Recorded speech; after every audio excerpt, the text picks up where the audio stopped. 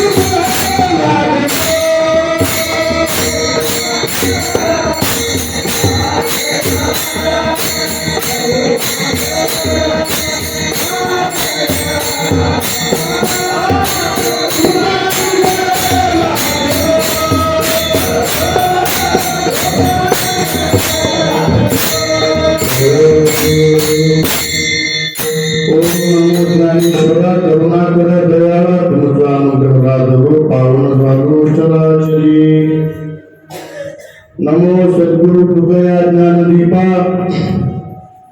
नमो सद्गुरु सच्चिदानंद रूपा नमो सद्गुरु भक्त कल्याणमूर्ती नमो सद्गुरु भास्करा पूर्ण कीर्ती गुरूंनी दिला ज्ञान रूपी वसा आम्ही चालवू हा पुढे वारसा पिता बंधुस नेमी तुम्ही माऊली तुम्ही कल्पवृक्षातली सावली तुम्ही सूर्या मादिगा थोडसा आम्ही चालवू हा पुढे वारसा जगी दुष्ट कोणी करू शासन गुणी सज्जनांचे करू पालन मनी ध्यासहाय करावे जसा आम्ही चालवू हा पुढे वारसा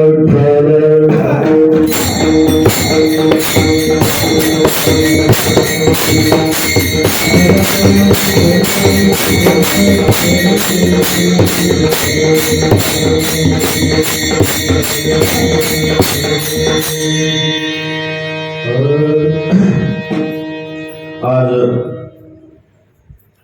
संत सावकार महाराज मंदिर बनसरोळा या ठिकाणी मुसळी परिवाराच्या वतीनं आयोजित करण्यात आलेली कीर्तनवृत्ती सेवा मुसळी परिवारातील मातोश्री यांनी चारधाम यात्रा पूर्ण केल्याच्या नंतर मावंद्याच्या कार्यक्रमाच्या निमित्तानं ही कीर्तनवृत्ती सेवा आयोजित करण्यात आलेली आहे। बऱ्याच वेळा सांगितलं जातं की ज्यावेळी आपण पुण्य करतो त्यावेळी ते पुण्याचा उच्चार करायचा नसतो, पुण्य सांगायचं नाही, तर ते वाढतं किंवा भरपूर होतं. परंतु या ठिकाणी अपवाद आहे मावंद्याच्या कार्यक्रमावर.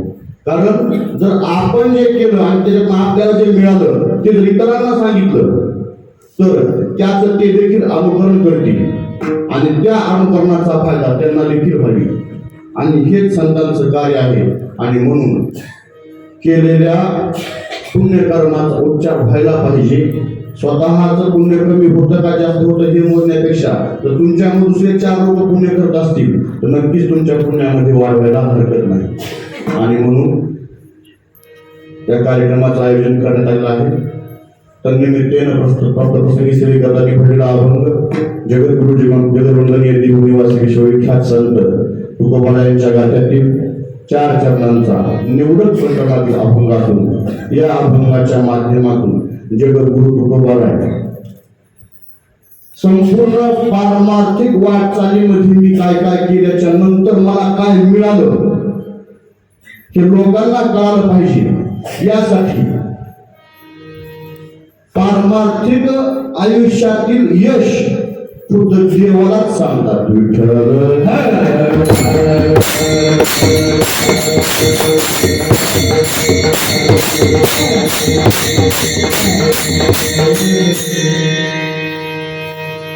आता या ठिकाणी प्रश्न निर्माण होतो, देवाला सांगायची काय गरज?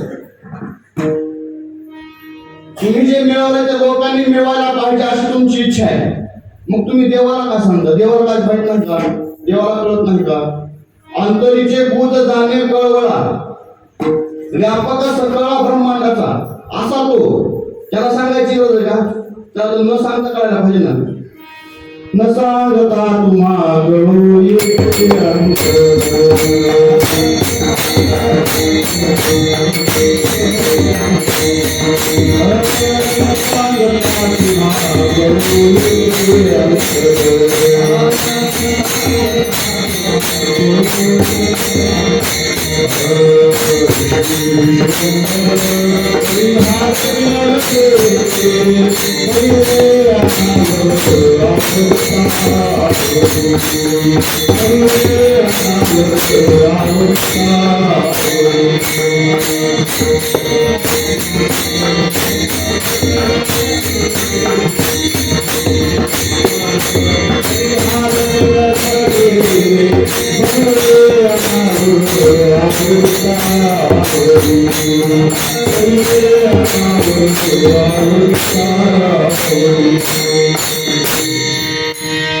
भगवंताला सांगायची गरज नाही. न सांगता त्याला आपल्या अंतकरणातलं गुज कळतं.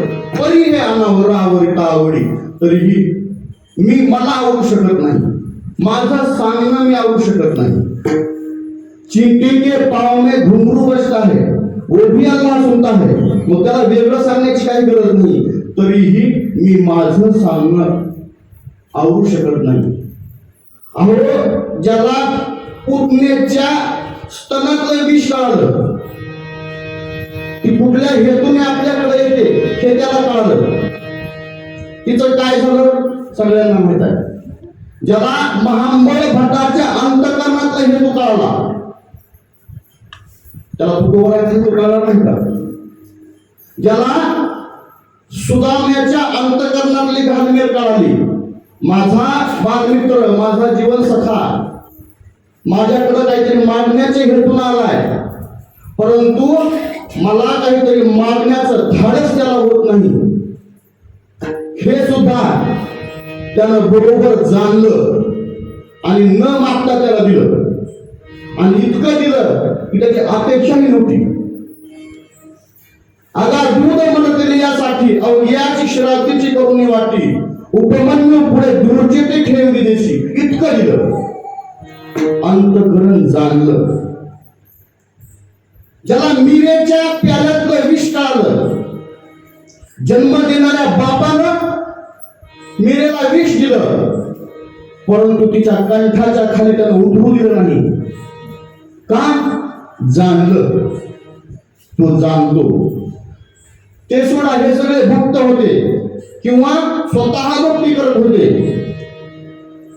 पण आवली आई साहेब ज्या सकाळी उठल्यापासून रात्री झोपेपर्यंत त्याला शिव्या द्यायच्या. परंतु ज्यावेळी त्यांच्या पायात काटा मोडला त्यावेळी भंडाऱ्या डोंगरावर त्याला प्रगट होणं भाग पडलं, कारण तो जाणतो. भक्ताचं अंतःकरण तो जाणतो, त्याला सांगण्याची गरज नाही. मग असा असणारा भगवान परमात्मा, त्याला सांगण्याची काय गरज आहे?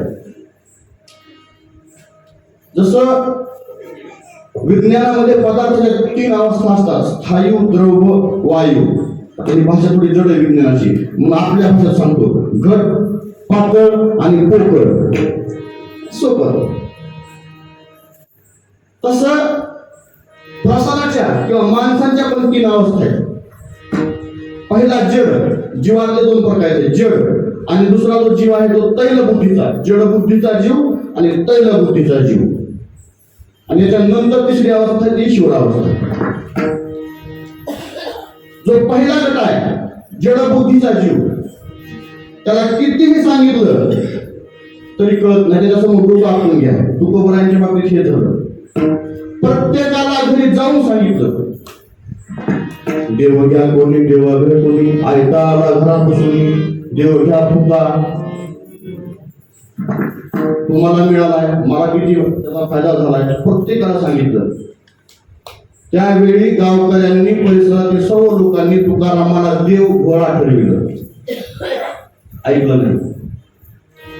तुका म्हणे ज्याची बुद्धी ऐशी जड, तुका म्हणे ज्याची बुद्धी ऐशी जड, असे हे लोक म्हणजे जड बुद्धीचे लोक. त्याच्यानंतर दुसरा तैल बुद्धीचा जीव, ज्याला सांगितल्यावर कळतं. त्याचं एक उदाहरण सांगतो. छत्रपती संभाजीराजे त्यांच्या जीवनातील सर्वात कठीण प्रसंग, ज्यावेळी छत्रपती शिवाजी महाराजांचा मृत्यू झाला. तसं पाहायला गेलं तर आईच्या उदरामध्ये अंश रूपाने ज्या दिवशी संभाजीराजांनी प्रवेश केला त्या दिवशीपासून त्यांच्या आयुष्यातील अवघड काळ सुरू झाला. आणि ज्या दिवशी त्यांचा श्वास थांबला त्या दिवसापर्यंत तो सुरू होता. पण तरी त्यामध्ये सुद्धा जास्त कठीण असणारा काळ, छत्रपती शिवाजीराजांचा मृत्यू झाला, त्यांना सांगितलं गेलं नाही. बराच मोठा इतिहास आहे. त्यावेळी ते पन्हाळगडावरती होते, परंतु त्यांनी सगळ्या गोष्टी अभ्यास केला, जाणल्या. त्यांना अटक करण्यास आलेल्या लोकांना अटक केली आणि नंतर ते रायगडावर आले. रायगडावरती सगळी व्यवस्था लावल्याच्या नंतर एके दिवशी मावळ माचीवरती ते निवांत एकटेच फिरत होते. निवांत क्षण, कुणीही आजूबाजूला नाही.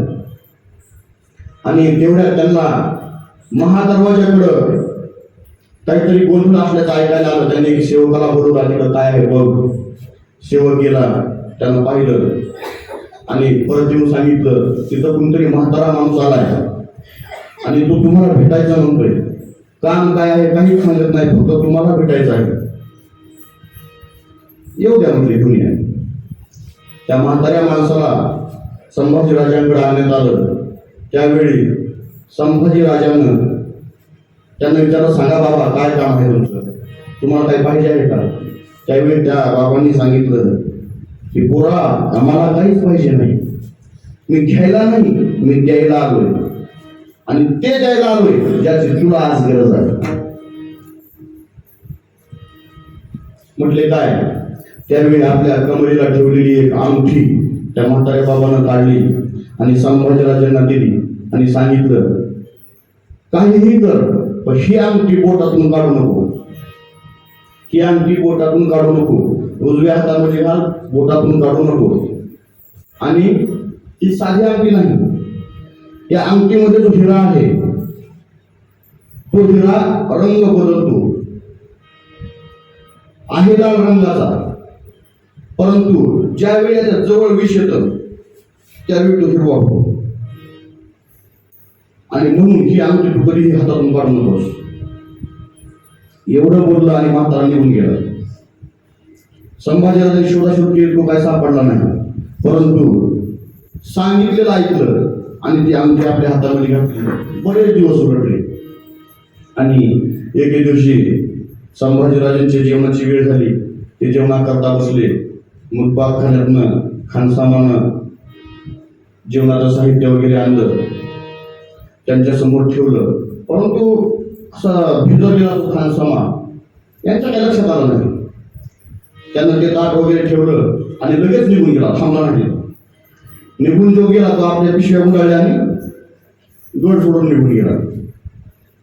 आणि यांनी मग जेवायला सुरुवात केली आणि पहिल्यांदा भाकरीचा तुकडा घेतला, त्या भाजीमध्ये बुडवला आणि जसा तो भाकरीचा तुकडा बुडवला आणि ते नंतर खाण्यासाठी तोंडामध्ये घेणार त्यावेळी त्यांचं ते दर्श आमटीवरती गेलं. तर त्याचा रंग बदल होता, खारकन डोळे उघडले.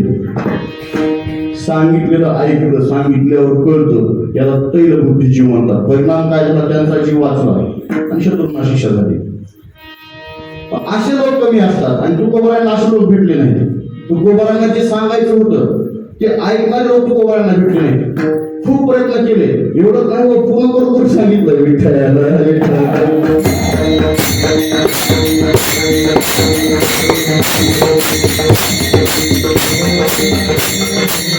हात जोडून सांगितलं, माझा काहीच अर्थ नाही, तुमच्यासाठी करा. ऐकत नाही. त्यावेळी मग तुकोबारांनी दुसरा मार्ग निवडला. म्हणजे आपण अभंग लिहित राहू, कधीतरी कोणतरी वाचणार येईल आणि नंतर प्रसार होईल. लिहायला सुरुवात केली. लोक त्याच्यापेक्षा हुशार धर्मसभेकडे गेले. म्हटले हा क्षुद्र तुकाराम वेदाचा अर्थ लिहितो, त्याला काय अधिकार आहे? धर्मसभा तितकीच हुशार. त्यावेळी लोकशाही नव्हती, संविधान नव्हतं, कायदा नव्हता आणि त्यांनी पण आदेश सुनावला, सगळे अभंग डोहामध्ये बुडवून टाका. त्यावेळी तुकोबाराय म्हटले, ज्याचं करावं बोलवं ते म्हणते माझंच खरं. तर करावं काय, सांगायचं कुणाला? सांगायचं तर याच लोकांना आहे, समाजाला सांगायचं आहे, पण सांगायचं देवाच्या माध्यमातून. म्हणून तुकोबारायांनी देवाला सांगितलं. देवाला सांगायला गेले आणि भजन करायला सुरुवात केली आणि देवाला सांगितलं काय, ते अभंगाचं पहिलं चरण.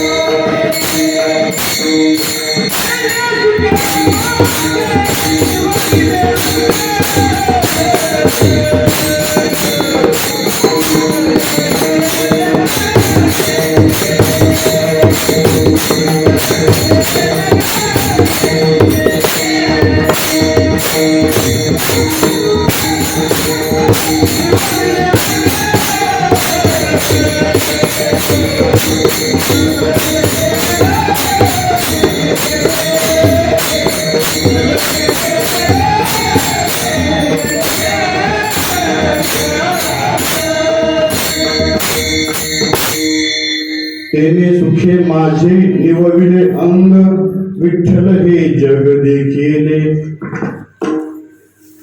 तुकोबाला सांगतात, देवा मला ते सुख मिळालं, ते सुख मला मिळालं आणि त्या सुखामुळं माझं अंग निवविलं, सर्वांग तृप्त झालं, हाडहाडी सुटली, निवविले. इतकं मिळालं की अपेक्षेपेक्षा खूप जास्त मिळालं. आता मला इच्छाच राहिली नाही, इतकं मिळालं. अचानक एखादा गरजवंत जावा आणि त्याला मोहरांचा हंडा सापडावा, असा प्रकार झाला. इतकं मिळालं, माझा सर्वांग, माझा प्रत्येक अवयव तृप्त झाला. इतकं हे परमार्थिक सुख मला मिळालं. त्याचं कारण आहे, देवा माझा जो परमार्थ होता तो परमार्थासाठी परमार्थ होता, तो स्वार्थासाठी परमार्थ नव्हता. आणि त्याच्या परिणामामुळं मला हे पारमार्थिक सुख प्राप्त झालं. आणि त्यामुळे माझ्या सर्व इंद्रियांची निश्चिंती झाली. तर असं पाहायला गेलं तर आपल्या 5 कर्मेंद्रियांचे 5 विषय आहेत. 5 ज्ञानेंद्रियांचे 5 विषय आहेत. श्रोत्रम, चक्षुस्पर्शनम, रसनम, घ्राणम, हे 5 आपले ज्ञानेंद्रिय. यांचे 5 विषय आहेत: शब्द, स्पर्श, रूप, रस आणि गंध. प्रत्येकाचा विषय वेगळा आहे. त्या विषयाचं तो सेवन करतो, त्याच्यातून त्या इंद्रियाला सुख प्राप्त होतं. परंतु इंद्रियाचं ते सुख क्षणिक आहे आणि त्याच्यानंतर दुःखाची प्राप्ती आहे. थोडक्यात शब्द नावाचा विषय आहे. त्या शब्द नावामध्ये सगळ्यात जास्त गुप्त झालेला कोण असेल तर हरिण आहे. हरिण. जसं आपल्यामध्ये कलाकार लोक असतात, गायनामध्ये ते अतिशय गुप्त असतात. त्यांना कुठं गायला स्पीकर ऐकायला मिळालं की लगेच हजर होतात. गाण्याची खूप आवड आहे, खूप आवड आहे. संगीताची खूप आवड आहे. स्वर कानावर पडायला उशीर सुरू. तसा हरिण असणारा जीव, त्याला संगीत खूप आवडतं आणि त्याच्यात बासरीचा स्वर भयानक आवडतो. हरणाच्या कानावर तो कुठेही असू द्या, बासरीचा स्वर कानावर पडला की हरिण बरोबर तिकडे जाणार. आणि म्हणून पारधी लोक काय करायचे, जंगलामध्ये बासरी घेऊन जायचे आणि कुठेतरी योग्य ठिकाण बघून तिथं बासरी वाजवायला सुरुवात करायची. आणि मग अशा बासरीचा स्वर कानावर पडला की हरणं तिथं जमा व्हायची. भरपूर हरणं जमा झाली, शांत बसली, बेसावत झाली की तो पारधी बासरी खाली ठेवायचा आणि शस्त्र उचलायचं. सापडतील तेवढे शिका. आणि असंच एका पारध्यानं बासरी वाजवत बसला. हरिण आलं आणि त्यानं बासरी ठेवली, हरणाला बाण मारला. हरण जखमी होऊन पडलाय आणि खुश होऊन पारधी त्या हरणाकडे पाहतोय. त्यावेळी हरिण पारध्याला म्हणतं, क्या देखत हो पारधी, क्या देखत हो पारधी, बुरा लगा दिया घाव, जब तक सांस है शरीर में तब तक बीन बजाओ. शिंग की करो शिंगोटी, मांस पकाकर खाओ, अंत में मेरी चमड़ी पर बैठ कर सुरस रागिनी गाओ. अरे तू माझी शिकार केली आहेस, मला दुःख नाही. तू माझ्या शिंगाच्या शिंगोट्या करून वाजवत बस, माझा मांस खा, हरकत नाही. माझ्या चमडी सोडून काढ, तुला बसायला वापर. परंतु त्याच्यावर जेव्हा बसतील त्यावेळी सुंदर अशी रागिनी त्या बासरीमधून गा. इतका त्या बासरीच्या स्वरावरती त्या हरिणाचा जीव. परंतु त्याच्यामुळे मिळालं काय, दुःखाची प्राप्ती. शब्द. नंतर स्पर्श नावाचा विषय आहे. हत्तीसारखा सुज्ञ प्राणी दुसरा नाही. जुन्या काळामध्ये ज्यावेळी एखादा राजा युद्धावरती गेल्याच्या नंतर मृत्यू व्हायचा आणि राज्याला उत्तराधिकारी नसायचा, त्याला मुलं वगैरे नसतील तर, किंवा मुलं लहान असतील तर हे राज्य चालवायचं कुणी, याचा निर्णय माणसं घेत नव्हती. माणसांना घेऊन दिला जात नव्हता. का? प्रत्येक माणूस आपल्या स्वार्थानुसार विचार करतो की खुर्चीवर कोण बसतो आपल्या फायद्यात राहील. आणि म्हणून माणसाला निर्णय होता, हत्तीकडे निर्णय होता. हत्तीच्या गळ्या सोंडेमध्ये हार द्यायचा आणि हत्तीनं रस्त्याने जायचं. हत्तीला जो माणूस योग्य वाटेल त्या माणसाला हत्तीनं माळ घालायची आणि तो माणूस राजा व्हायचा. इतका सुज्ञ प्राणी हत्ती. परंतु तो स्पर्श नावाच्या विषयामध्ये अडकला. त्याला स्पर्श सुखामध्ये तो दुःख होतो. त्याकरता शिकारी लोक काय करतात, जंगलामध्ये मोठा खड्डा बनतात आणि त्याच्यावरती पाचट वगैरे अंथरून तो झाकून टाकतात आणि त्याच्या विरुद्ध दिशेला हत्तीचा पुतळा करून बसवतात. आणि नंतर वाद्य वगैरे वाजवले की तिकडनं हत्ती येतो, धावत आलेला हत्ती जिकडं हत्तीचा पुतळा असेल तिकडंच जाणार आणि म्हणून त्याला फसवल्या जातं आणि तो हत्ती त्या खड्ड्यामध्ये पडतो आणि त्याला त्याची शिकार केली जाते. स्पर्श. नंतर रूप नावाचा विषय आहे. आपण पाहतो या दिवसामध्ये पावसाळ्यामध्ये जो बल्ब आपण लावतो त्या बल्बच्या जवळ काही किडे, आपल्या पंखाचे काही किडे पाहायला मिळतात. तर हा जो जीव आहे, हा जो कीटक आहे, त्याचं दिव्याच्या ज्योतीवरती खूप प्रेम आहे. पूर्वी दिव्याच्या ज्योती असायच्या, दिवे असायच्या, बल्ब नव्हते त्यावेळी. त्या दिव्याच्या ज्योतीवरती खूप प्रेम, त्या प्रकाशावरती खूप प्रेम आणि दिव्याच्या ज्योतीकडे ते आकर्षित होऊन जायचे आणि तिथं गेल्यावर मृत्यू यायचे. शब्द, स्पर्श, रूप. त्यानंतर रस. मासा नावाचा प्राणी रस या विषयामध्ये लिप्त झालेला. ज्यावेळी त्याला पकडायचं असतं त्यावेळी पकडणारा माणूस त्या गळाला शेपटाचे आळे असेल किंवा आणखी काही किडे असतील छोटे छोटे, तर ते मारून त्या गळाला अडकवतात आणि तो गळ पाण्यामध्ये सोडतात आणि तो गळ पाहून तो मासा असणारा बरोबर त्या गळाच्या दिशेने यायला लागतो. त्यावेळी तो जो कीटक त्या गळाला अडकवलेला आहे तो असा हलतो, हालचाल करतो, त्याचा प्राण गेलेला नाही आणि तो त्या माशाला सांगतो, मत आ मेरे लिए, मत आ मेरे लिए, मैं आधा हुआ हूं तेरे लिए, तू आएगा मेरे लिए, मग वो ऊपर बैठा है तेरे लिए. आणि शेवटचा विषय आहे गंध. गंध या विषयामध्ये भ्रमर नावाचा कीटक, ज्याला आपण भुंगा म्हणतो, तो ओळखलेला आहे. कमळ पुष्पाचे सुगंध त्या भ्रमराला आवडतो. कठीणातलं कठीण शिसनचं लाकूड सुद्धा सहज पोखण्याचं सामर्थ्य या भुंग्यामध्ये आहे. परंतु ज्यावेळी हा भुंगा त्या कमळ पुष्पावरती येऊन बसतो त्यावेळी त्याच्यामध्ये कैद होतो. परंतु सहज तो तिथनं बाहेर जाऊ शकतो. अतिशय नाजूक असणारी ती पाकळी तो सहज तोडू शकतो, परंतु तो तोडत नाही. सकाळपर्यंत तिथंच राहतो. ज्यावेळी सकाळ होते फुडून मरतं आणि मेलेला भुंगा सापडतो. नाही काष्ठाचा रुमान, नाही काष्ठाचा रुमान,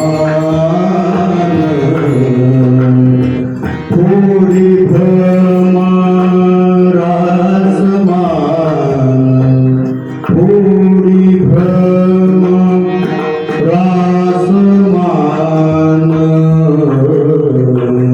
प्रेम प्रीतीचे बांधिले,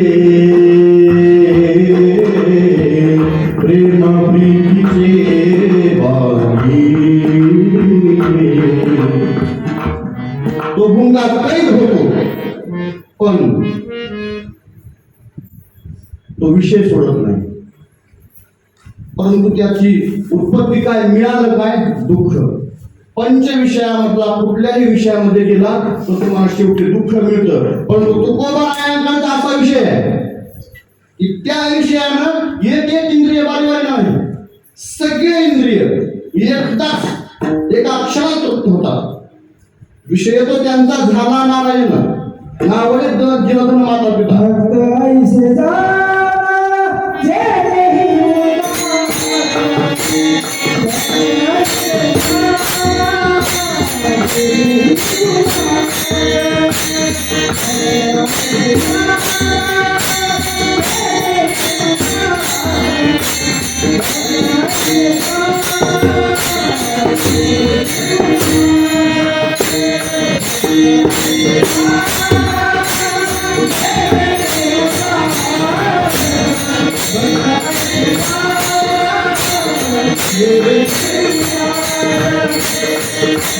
Thank you.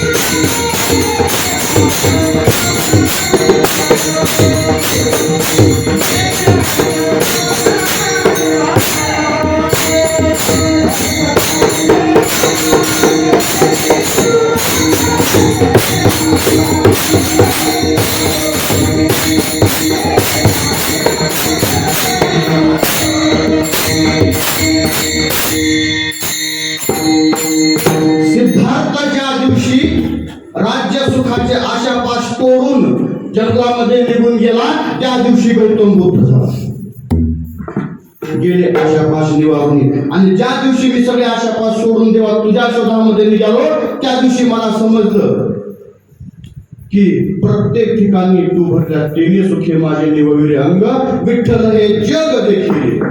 तुझ्या जगामध्ये तुझ्याशिवाय दुसरं काहीच नाही. विठ्ठल जळी तळी भरला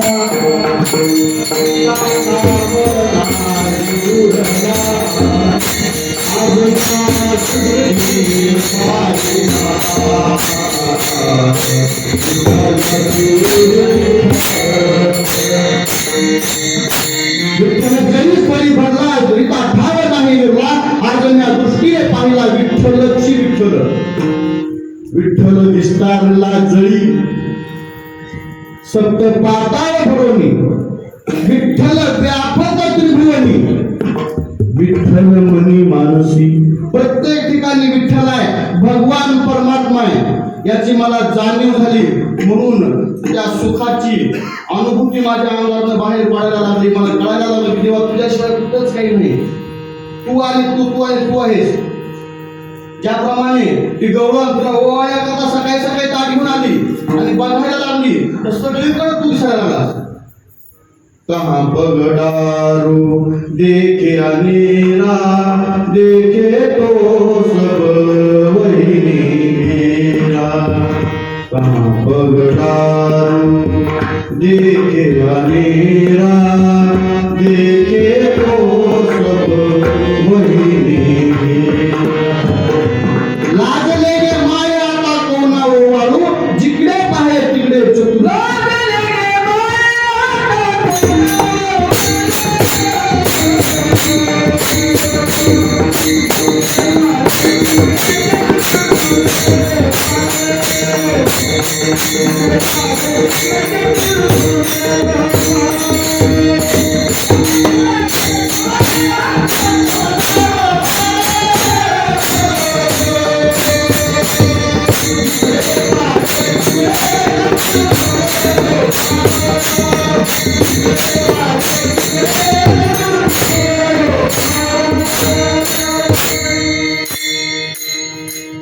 हे सगळं तू तुकोबाला सांगताय, कुणाला सांगताय? देवाला सांगताय. देव आपलं ऐकून घेतात गालातल्या गालात. जसं आई आणि मुलाचा संवाद असतो. मुलगा आईला शिकवतो, आई एक आशा काढायचा, आई 2 आशे काढायचे, आई 3 आशे काढायचे. आणि आई काय करते? तो जसं सांगेल तसं काढते. का? आईला इकडून येत नाही. अर्भकाचे साठी पंते हाती धरली पाठी. म्हणून देवा, मी जे तुला सांगतोय त्यातून तू असा अर्थच करून घेऊ नकोस की तुकारामाला आता गर्व झालाय, तो स्वतःला ज्ञानी पंडित समजायला लागलाय, असं काही समजून घेऊ नकोस. तर मी जे तुझ्या समोर बोलतोय ते एखादं बोबडं लेकरू जसं आपल्या आईला सांगतं तसं आहे असं समजून घे. हेच अभंगाचं दुसरं चरण. काय तू के करुणा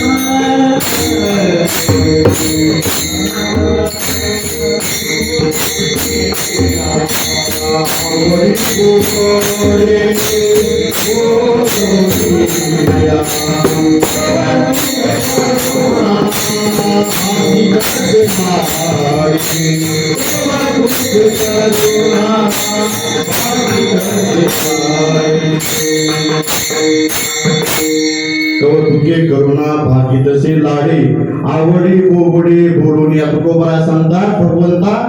ज्याप्रमाणे एखादं लेकरू लाडा आपल्या बोबड्या भाषेमध्ये आईला सांगतं आणि आई त्याचं कौतुक पाहते आणि त्याला प्रोत्साहन देते, तसं तू कर. मी तुझ्या समोर बोबडं बोलतोय, तू काय कर? माझे हे बोबडे बोल ऐकून घे आणि माझे लाड पुरव. माझे जे बोलण्याचे लाड आहेत ते तू पुरव. आणि देवालाही तेच आवडतं.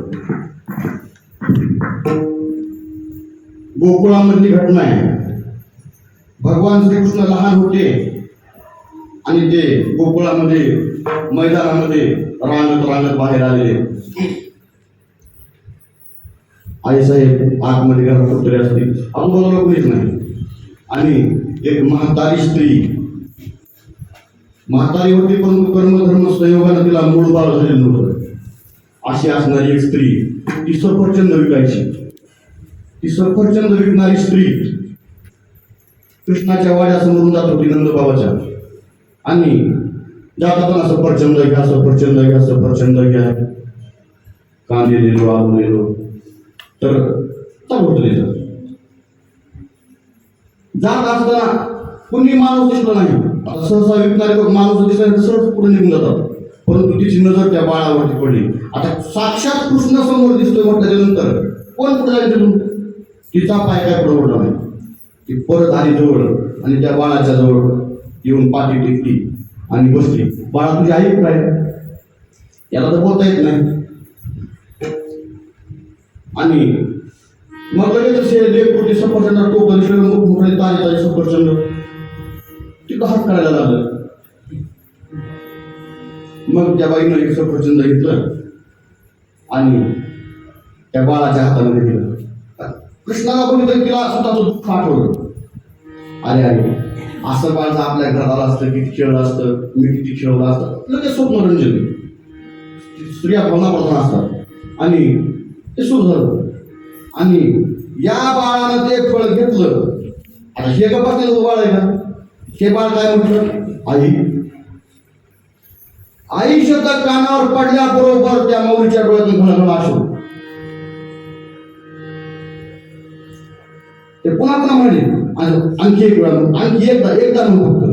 पुन्हा कशाला म्हणते ग, पुन्हा बोलत ना. तिनं ती अख्खी पाठी घेतली, हे सगळं भरून त्या समोर उलटी. सफरचंदाची अख्खी पाठी उलटी केली, सगळे सफरचंद घे, तर फक्त एकदा आई म्हण. त्या बोबड्या बोलाची इच्छा जशी त्या आईला होती, तशी भक्ताच्या बोबड्या बोलाची इच्छा देवाला आहे.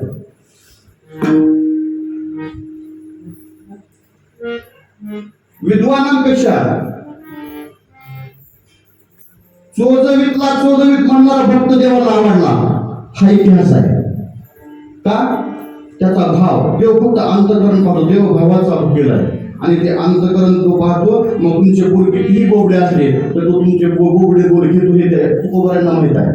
मग तुकोबारा म्हणतात, देवा मी काय पांडित्य प्रदर्शन करत नाही, मी तुला सांगतोय म्हणजे माझे हे बोबडे बोल आहेत. देव म्हणजे मला कितीच आवडते ना. गोकुळातला श्रीकृष्णाचा दोस्त होता बोबड्या. आता त्याचा बोबडा बोलणं ह्याला ऐकू वाटायचं, म्हणून त्याला मुद्दाम खिदवायची, त्याला त्रास द्यायची. मग ते लगेच चिडायचं आणि बोबडं बोलणं सुरत जायचं. आणि मग यांनी हसायचं, त्याला मजा घ्यायची. का? ते बोबडे बोल त्याला आवडतात. असंच एकदा दोन्ही आणलं भरपूर सगळं कृष्णानं गाई राखायला गेल्यानंतर घरी येऊन यशोदेनं दिलं दोन्ही सगळं. त्यांना सगळ्यांना वाटलं, सगळ्यांना असं एवढा देखील दिला. आणि बोबड्याला नंतर केवढा एवढा ठेवला. लगेच चिडला, दिलं फेकून ते. नको मात्र सारखं असलंच चिडीचा वापर करतो म्हणून सगळ्यांना दिलं, मला काय निघून दिलं. दायबा कितना आता दल्यानी येईन तुमच्या संगतीनं बा. दायबा कितना आता दल्यानी येईन तुमच्या संगतीनं बा. येईन तुमच्या संगतीनं बा. येईन तुमच्या संगतीनं बा. दायबा कितना आता दल्यानी येईन तुमच्या संगतीनं बा. बोबडे बोल. आणि ते बोबडे बोल भगवंताला आवडतात. म्हणून तुकोबाराय मुद्दाम त्याला सांगतात की देवा माझे हे बोबडे बोलायचे. आणि तू काय कर, माझे हे बोबडे बोल आईच्या अंतकरणात नाही. आणि त्याचं जे सुख मला मिळणार आहे ते सुख खूप मोठं असणार आहे. भगवंताने एवढा मोठा बोलण्याचा गोळा घेतला आणि त्या बोबड्याला खाऊ घातला. बोबड्या खुश. त्यावेळी तुकोबाराय म्हणते, देवा ह्याच्यातून जे मला सुख मिळालं ना, त्याचे इतकं सुख त्रिखंडामध्ये कुठेच नाही. त्याच्यामुळे माझ्या जीवनामध्ये असा क्षण आला, अशी वेळ आली की माझ्या जीवनामध्ये, माझ्या शब्दकोशामध्ये दुःख नावाचा शब्दच शिल्लक राहिला नाही. हेच आपण माझं तिसरं चरण.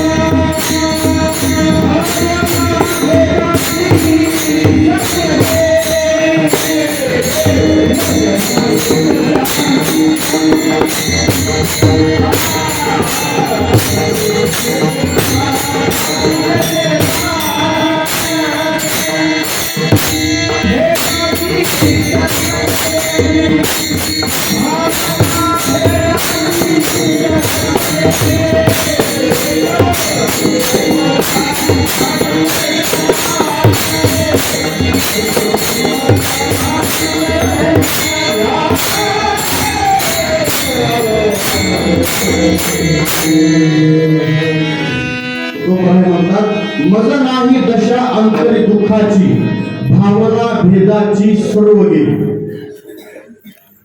माझ्या अंतःकरणामध्ये आता कसल्याही प्रकारचं दुःख नावाचा शब्दच शिल्लक राहिला नाही, कल्पनाही करता येणार नाही, इतकं माझं अंतःकरण शुद्ध झालंय.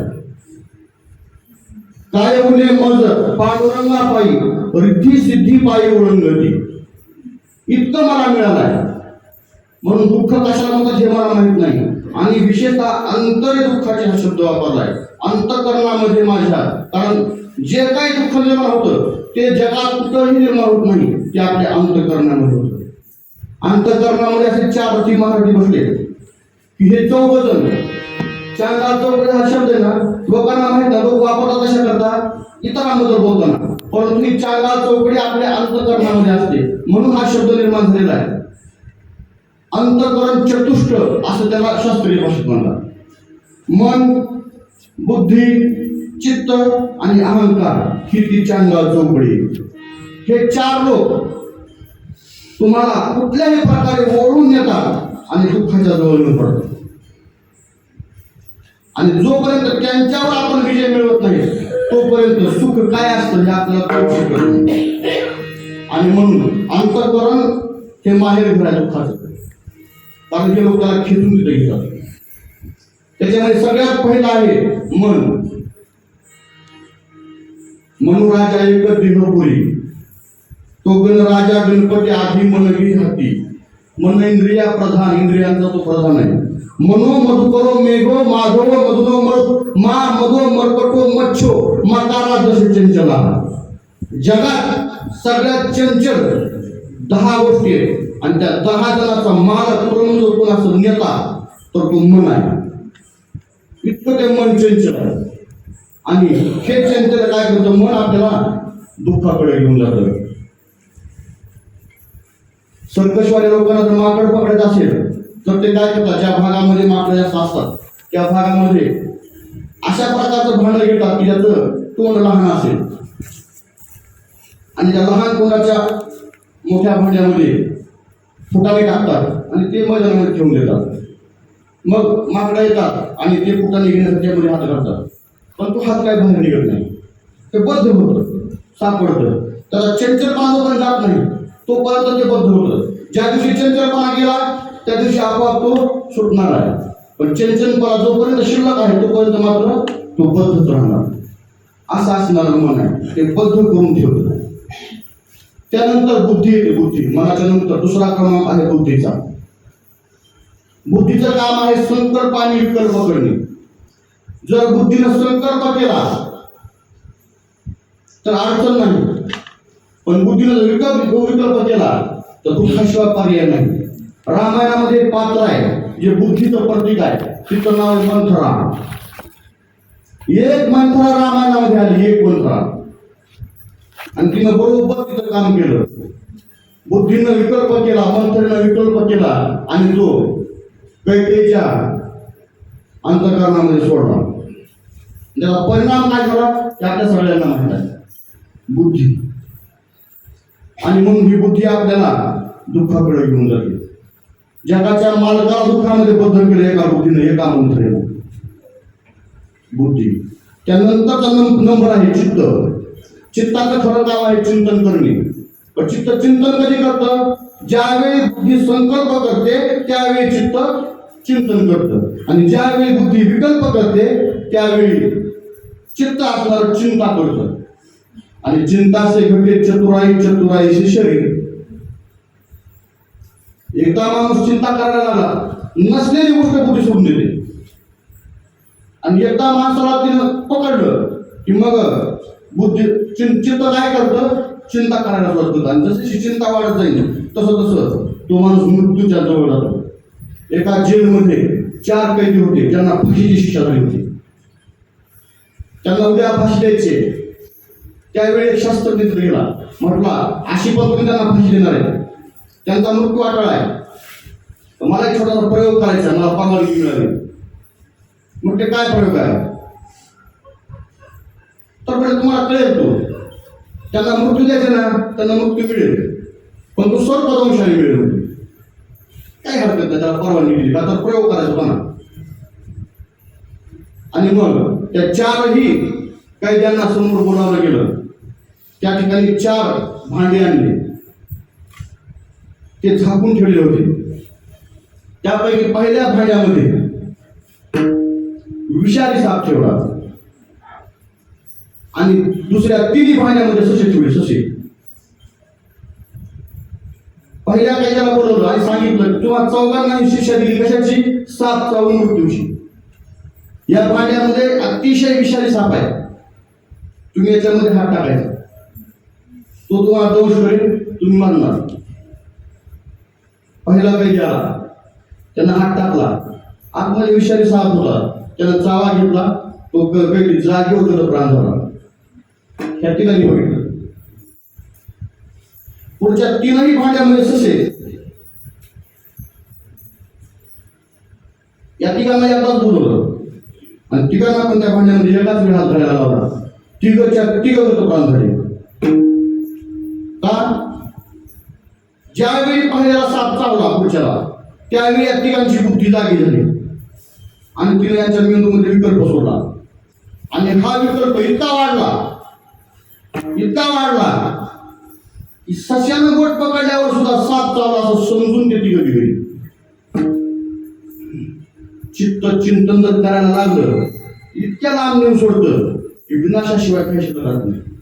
आणि शेवटचा आहे अहंकार, अतिशय भयंकर. अहंकार में 3 गए, धन वैभव और वंश. अहंकार में 3 गए, धन वैभव और वंश. ना मानो तो देख लो रावण कौरव कंस. उदाहरण, अहंकारामध्ये आपलं धन जातं, वैभव जातं, सत्ता वगैरे, आणि वंश देखील जातो. तर तुम्हाला या सांगण्यात विश्वास बसत नसेल तर ही 3 मोठी उदाहरण बघा. रावण ठराविक वेळेपर्यंत अहंकार सोडला नाही, परिणाम काय झाला? संपत्ती सगळी गेली, वैभव सगळं गेलं, एकही वंश शिल्लक राहिला म्हणजे अख्खा वंश संपला. धन वैभव और वंश. कौरव 100 सत्य भाऊ, आणि नंतर बाकीचे त्यांचे नातेवाईक. असे किती? 1100.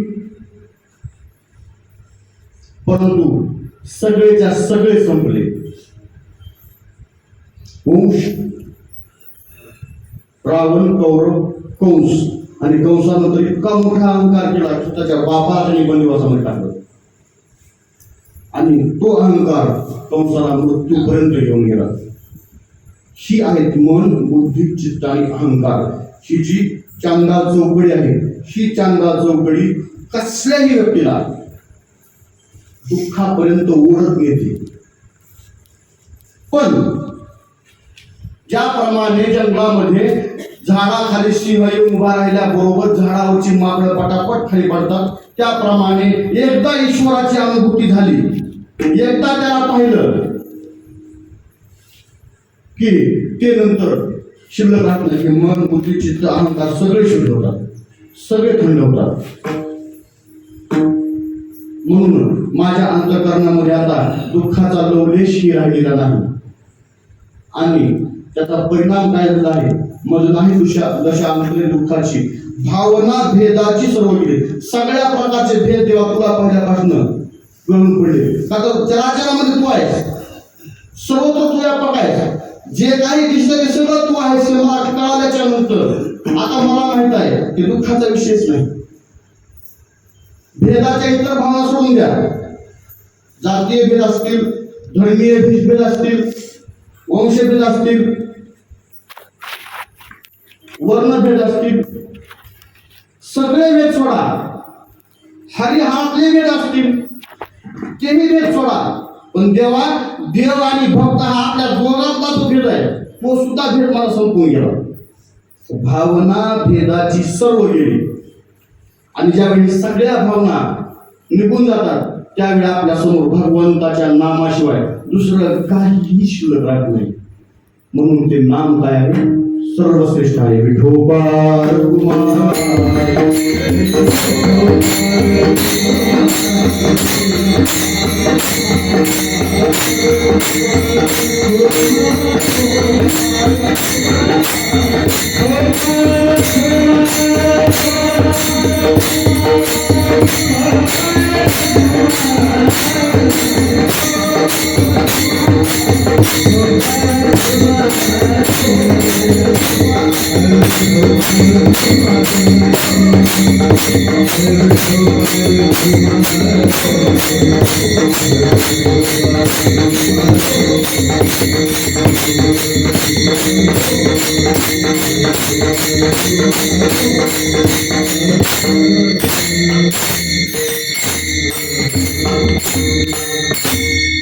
तुकोबाराय म्हणतात, देवा मी तुझ्या जवळ आलो, माझा प्रारब्धाचं फळ असेल, आणखी काही असतील, पूर्वजांच्या पुण्यप्राप्तीची फलप्राप्ती असेल किंवा श्रोत्यांचा आशीर्वाद असेल, लोकांचा आशीर्वाद असेल, परंतु कुठल्याही कारणाने का होईना परंतु तू मला भेटलास, आपली भेट झाली आणि माझं अंतःकरण अगदी शुद्ध झालेलं आहे. आणि या ठिकाणी इतकं सुख मला झालंय की मी आकंठ तुझ्या रंगामध्ये रंगून गेलोय. हे आपण तुका माने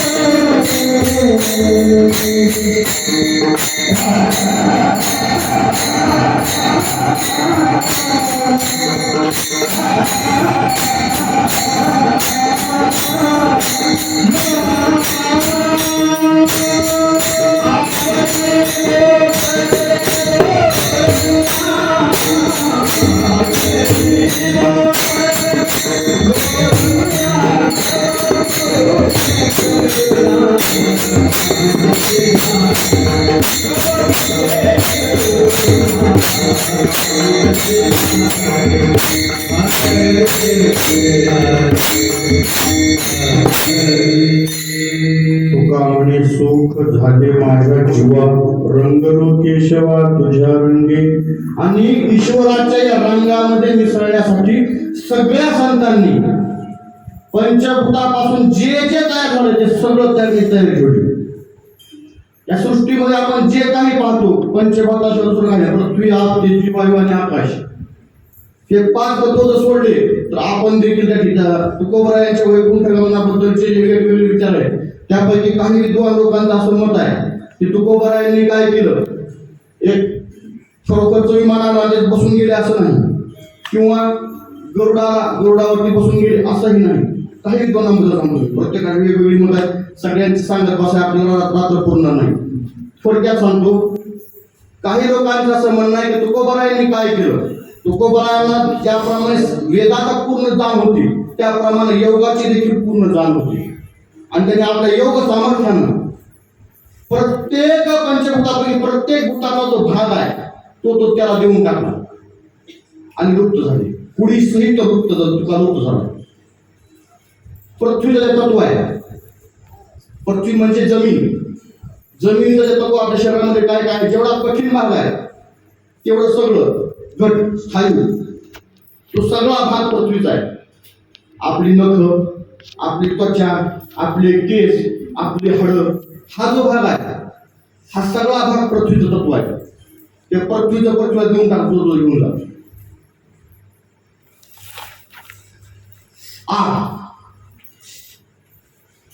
हवेचे जेवढे तत्व आहेत ते सगळे तत्व प्राण, अपान, व्यान, उदान, समान हे जे वायू सगळे देऊन टाकले.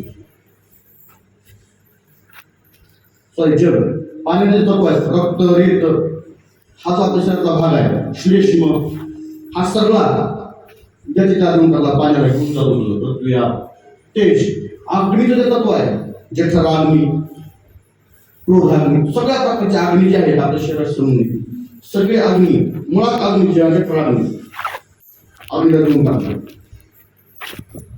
वायू, प्राण, अपान, व्यान, उदान, समान हे 5 वायू आपल्या शरीरामध्ये असतात. ते 5 ठिकाणी असतात आणि या 5 ठिकाणचे वायू जर निघून गेले तर आपण म्हणतो एखाद्या माणसाला अर्धांगवायू झाला.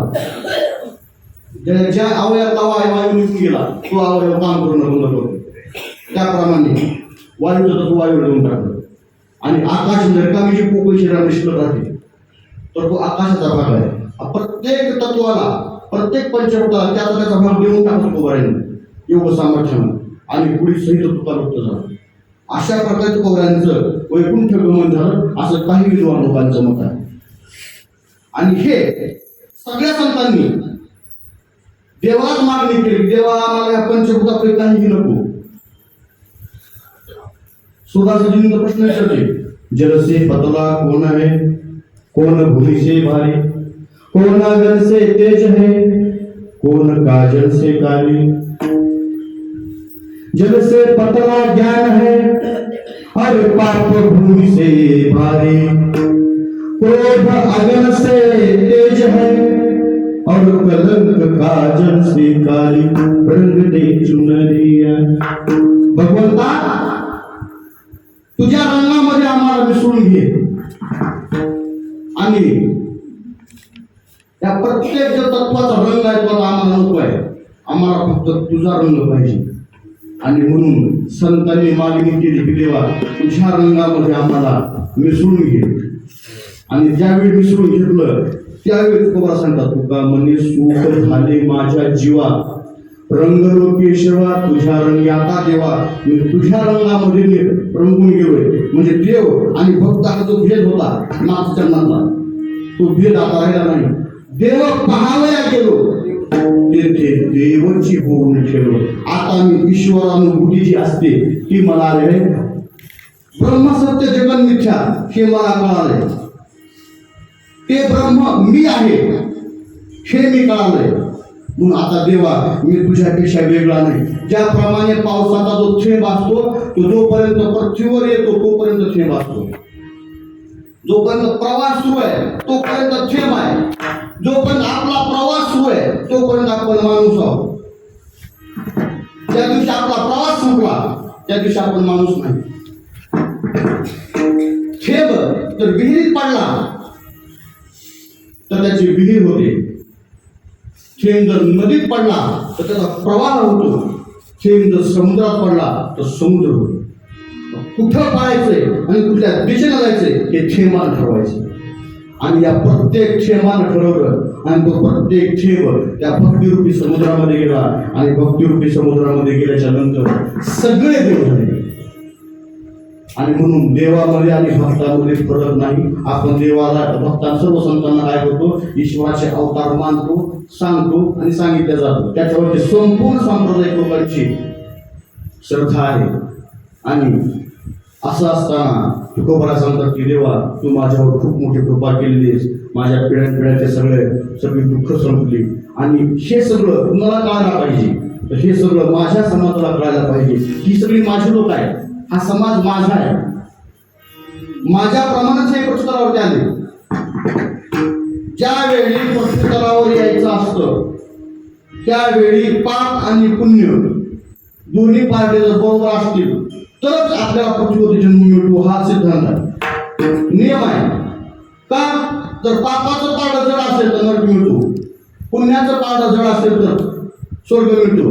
दोन्ही बरोबर असेल तर आणि तरच पृथ्वीवर ते जन्माला येतो. म्हणून पृथ्वीवर जन्माला आला देवा जो प्रत्येक जीव आहे तो मी आहे, तो आहे, तो आहे आणि तो आहे. हे सर्व जीव माझे बांधव आहेत आणि या सगळ्यांना तुझ्यात यायचं.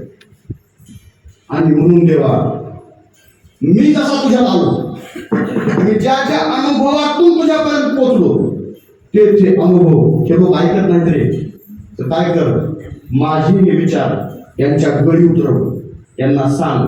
आणि एवढं जर ते केलं तर माझंच नाही तर संपूर्ण संत मंडळीचं जे ब्रीद आहे तुझ्या भक्तीपर्यंत समाजाला नेण्याचं ते ब्रीद पूर्ण होईल. माऊलीने जे सांगितलं अवघाती संसार सुखाचा करीन ते त्याच दिवशी पूर्ण होईल देवा. आणि म्हणून काय कर, माझी कळकळीची विनंती आहे की या संतांचे शब्द सत्य करण्याकरता तू या सगळ्यांना अशी सद्बुद्धी दे. आणि म्हणून ज्या संतांनी ही गळ देवाला घातली त्या संतांचं नामस्मरण करू. ज्ञानेश्वर